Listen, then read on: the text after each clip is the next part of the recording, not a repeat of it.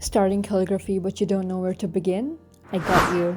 You only need 4 things. And a bonus tip at the end, so stick around. First up, pen. Here's my brush pen recommendation, the Tombow Fudonosuke. Why? A small nib makes it easier for beginners to practice. Think of it this way. When you start lifting weights, you don't just pick up a 20-kilo dumbbell. You start much lower and slowly build up the strength. If you start with a large nib, it will be more difficult for you to control the brush pen and master the basic strokes. I made this mistake as a beginner and it wasn't fun, so don't do this. Pick the hard nib because you will need more pressure to do the downstrokes than the soft nib.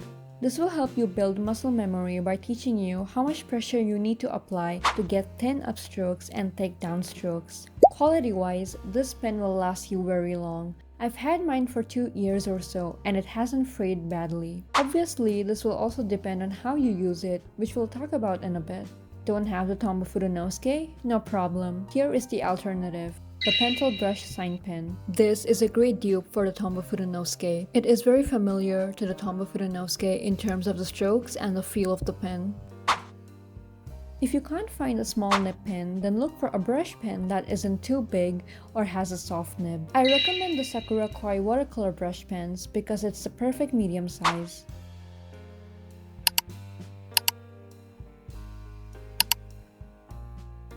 Two, paper. A brush pen is useless without the correct paper. So a rule of thumb is to use paper that is bleed-proof and thick enough to withstand the pen ink. My recommendation is to use 80 GSM paper or above. Here I'm showing you papers with different GSM, and as you can see, the ones below 120 GSM are see-through and more likely to have ink bleed. However, an 80 GSM to 120 GSM range for practicing is good enough. You do not need to splurge on expensive paper. Another important tip is to make sure your paper is smooth and good quality. Having a high GSM paper is futile if the surface is rough and scratchy because you risk fraying your pens.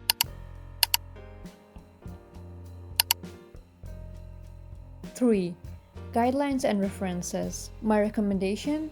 Guideline sheets. I've made a free worksheet that you can download by visiting my website down below in the description.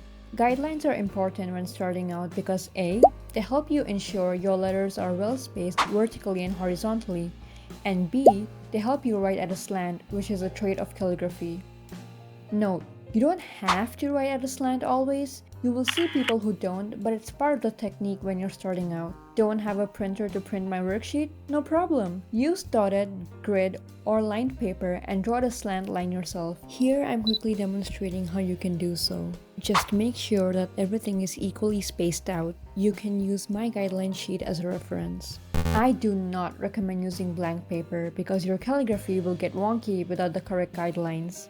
For references, Pinterest and Instagram are great places to draw inspiration and learn. You can follow me on Instagram for a variety of inspiration.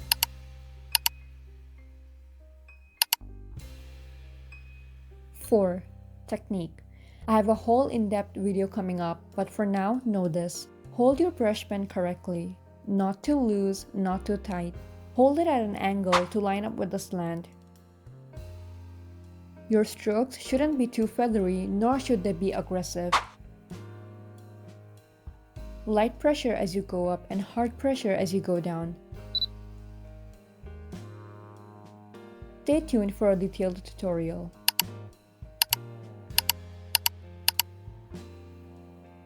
And lastly, the bonus tip. Discipline. If you've made it this far into the video, it means you're serious about learning calligraphy. So I'll tell you this. Stay disciplined. What you're seeing on the screen right now is how I started without much help.